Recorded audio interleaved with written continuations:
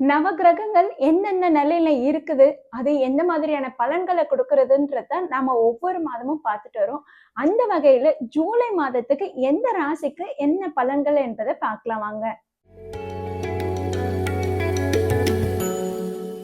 கும்ப ராசினருக்கு இந்த ஜூலை மாத ராசி பலன்கள் எதிர்நீச்சல் போட வைக்கும் தாங்க சொல்லணும்.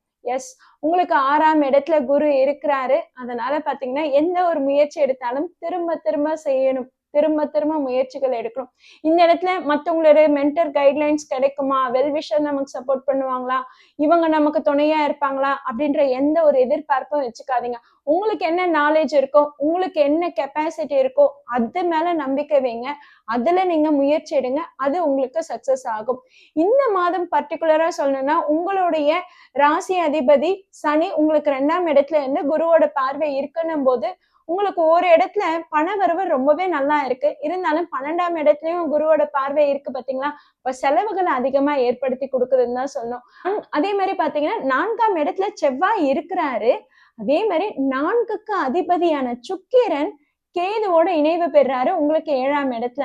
சோ ஃபேமிலி லைஃப்ல விட்டு கொடுத்து போறது நல்லது. நீங்க அந்த இடத்துல கோபத்தை வெளிப்படுத்தினீங்கன்னா, துணிச்சலை வெளிப்படுத்தினீங்கன்னா பிரச்சனைகளும் அதிகமா பெருசா பூதாகரமா வெடிக்கும். ஏற்கனவே 2ஆம் இடத்துல சனி இருக்கிறாரு, குடும்ப சண்டைகள் அதிகமா தான் இருக்கும். இதுல 4ஆம் அதிபதியான சுக்கிரன் 7ஆம் இடத்துல கேதுவோட இணைவு பெறும்போது பாத்தீங்கன்னா உங்களுக்கு இருக்கக்கூடிய அந்த பலம், குடும்ப பலம்ன்றது உங்களுக்கு குன்றுது. அதாவது குடும்பத்துல இத்தனை நாள் இருந்த சப்போர்ட்டும் உங்களுக்கு குறையுது. ஹஸ்பண்ட் அண்ட் ஒய்ஃப்குள்ள பிரச்சனையா இருக்குது. அந்த இடத்துல உங்க ஃபேமிலி சப்போர்ட் உங்களுக்கு ரொம்பவே இத்தனை நாள் பக்க பலமா துணையா இருந்தது. இப்ப பாத்தீங்கன்னா உங்க ஃபேமிலியும் உங்களை கைவிட்ட மாதிரி இருக்கும். ஹஸ்பண்ட் அண்ட் ஒய்ஃப்குள்ள பிரச்சனை, உங்க ஃபேமிலியும் உங்ககிட்ட கைவிடுது. இதுல 4ஆம் வீட்டுல செவ்வாய் இருக்கிறதுனால நீங்களும் அவங்க கிட்ட வார்த்தையை அதிகமா விடுறீங்க. இதனால பிரச்சனை பெருசா வெடிக்குது. சோ ஃபேமிலி லைஃப்ல ரொம்ப ரொம்ப கவனமா இருந்துக்கணும். எந்த இடத்துலயும் சரி பெருசா நம்ம பேசிக்க வேணாம். எந்த பிரச்சனையிலையும் தலையிட்டுக்காம இருக்கிறது நல்லது. யார் என்ன பண்ணாலும் சரி நம்ம வாயை திறக்க கூடாதுன்னு நீங்க சைலண்டா இருந்துட்டீங்கனாலே சரி, அந்த பிரச்சனை ஓரளவுக்கு குறைஞ்சிருங்க. ஏன்னா 2ஆம் இடத்துல சனி இருக்கிறதுனால வார்த்தைகளை அதிகமா விட்டுருவோம், சுருக்கம் கேள்வி கேட்டுருவோம். அதுவும் 4ஆம் வீட்டான அதிபதி சுக்கிரனோ கேதுவோட இணைவு பெற்றிருக்காருன்னும் போது எந்த கிரகங்களும் உங்களுக்கு சாதகமா இல்லைங்க. ஜென்மத்தில் ராக இருக்கிறதுனால பாத்தீங்கன்னா உங்களை குழம்ப வைக்கும், உங்களுடைய மூளையை மங்கடிச்சிடும். நீங்க செய்யறது எல்லாமே கரெக்ட் தானோ அப்படின்ற மாதிரி யோசிக்க வச்சிடும். அதனால அந்த கோபத்துக்கு அதிகமா இம்பார்ட்டன்ஸ் கொடுக்காதீங்க. முடிஞ்ச அளவுக்கு மெடிடேஷன் பண்ணிடுங்க. சைலண்டா நீங்க இருந்துடுறது, எந்த பிரச்சனையிலையும் தலையிடாம இருக்கிறது தான் உங்களுக்கு பிரச்சனைகளை குறைக்கும். அதே மாதிரி பாத்தீங்கன்னா ஸ்டூடெண்ட்ஸுக்கும் சரி, நான் ஏற்கனவே சொன்ன மாதிரிதான் மென்டர் கைட்லைன்ஸ் எல்லாம் நம்மளால ஃபாலோ பண்ண முடியுமா, நமக்கு யாரா வெல்விஷர் சப்போர்ட் பண்ணுவாங்களா, ஹெல்ப் பண்ணுவாங்களா அப்படின்ற எந்த எதிர்பார்ப்பும் வேணாம். இத்தனை நாள் நீங்க ஒன்னத்தை படிச்சிருப்பீங்க பாத்தீங்களா, இத்தனை நாள் நீங்க ஒன்னத்தை கத்துனிருந்திருப்பீங்க பாத்தீங்களா, இத்தனை நாள் உங்களுக்கு ஒரு எக்ஸ்பீரியன்ஸ் கிடைச்சிருக்கும் பாத்தீங்களா, அதுல மட்டும் நம்பிக்கை வைங்க, அதுல மட்டும் கவனத்தை செலுத்துங்க. அது உங்களுக்கு சக்சஸ கொடுக்கும், அது உங்களுக்கு நல்ல மார்க்க ஸ்கோர் பண்ணி கொடுக்கும். கூட இருக்கிற கூட்டாளிகளை நம்பாதீங்க, அது உங்களுக்கு பிரச்சனைகளையும் இடைஞ்சல்களையும் ஏற்படுத்தி கொடுத்துரும். சோ கும்பராசினர் எல்லா விஷயத்திலயும் ரொம்பவே கவனமா இருக்கணும். அடுத்ததான் மேரேஜுக்கு பாக்குறீங்கன்னும் போது இந்த காலகட்டம் அவ்வளவா சரியா இல்லைங்க. நீங்க ஏஜ் அதிகமா ஆயிடுச்சுன்னா அப்ப தொடர்ந்து பார்த்துட்டே வாங்க. நவம்பர் டிசம்பர்ல அதற்கான காலகட்டம் வருது, அப்ப முடியறதுக்கான சான்சஸ் இருக்குது. லவ் அண்ட் ரிலேஷன்ஷிப்ல கண்டிப்பா மிஸ் அண்டர்ஸ்டாண்டிங்ஸ் வரும். இந்த காலகட்டத்துல நீங்க அவாய்ட் பண்ணிக்கிறது நல்லது.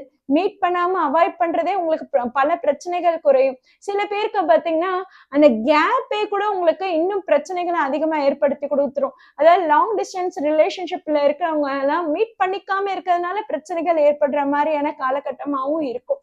சோ முன்ன போனாலும் முட்டுது, பின்னாடி போனாலும் பகைச்சிக்குது, என்னையா பண்றதுன்னா எதுவும் பண்றதுக்குல. அதுவும் குறிப்பிட்டு இந்த மாதம் ரொம்பவே பொறுமையா கடந்து போங்க. இந்த மாதம் நீங்க உங்களுடைய ராசி காற்று ராசி என்பதால நீங்க ஆஞ்சநேயர் வழிபாடு பண்ணுங்க, ருத்ரன் வழிபாடு பண்ணுங்க. அது உங்களுக்கு நல்ல யோகத்தை ஏற்படுத்தி கொடுக்கும், தன்னம்பிக்கையும் தைரியத்தையும் கொடுக்கும். அதே மாதிரி உங்களுடைய துணிச்சலை கொஞ்சம் குறைச்சுக்கோங்க.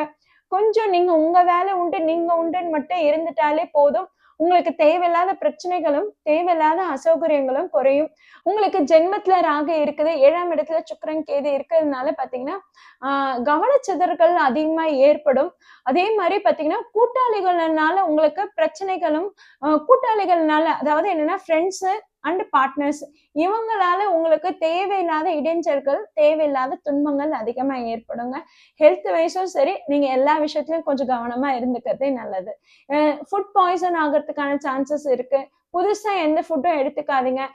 அவுட் சைட் ஃபுட்டை அவாய்ட் பண்ணிக்கிறது ரொம்பவே பெட்டரா இருக்கும். உடல் உஷ்ணம் ஆகலாம், அதனால சாஃப்ட் ஃபுட் எடுத்துக்கோங்க. வீட்டிலேயே செஞ்சதா இருந்தாலும் சரி, காரசாரமான உணவுகளை தவிர்த்துக்கிறது நல்லது. எக்ஸசைஸ் பண்றீங்க அப்படின்னும் போது பாத்தீங்கன்னா மசில் கிராம்ப் ஆகலாம். அதுதான் சொன்னேனே, உங்களுக்கு எல்லா விஷயத்திலயும் கவனமா இருக்கணும். ஏன்னா எந்த கிரகங்களும் சாதகமா இல்லைன்றது, அப்ப நீங்க எப்பவுமே அவேர்னஸா கான்சியஸா இருந்துக்கிறது தாங்க உங்களுக்கு இந்த மாதத்துக்கு ரொம்பவே நல்லது.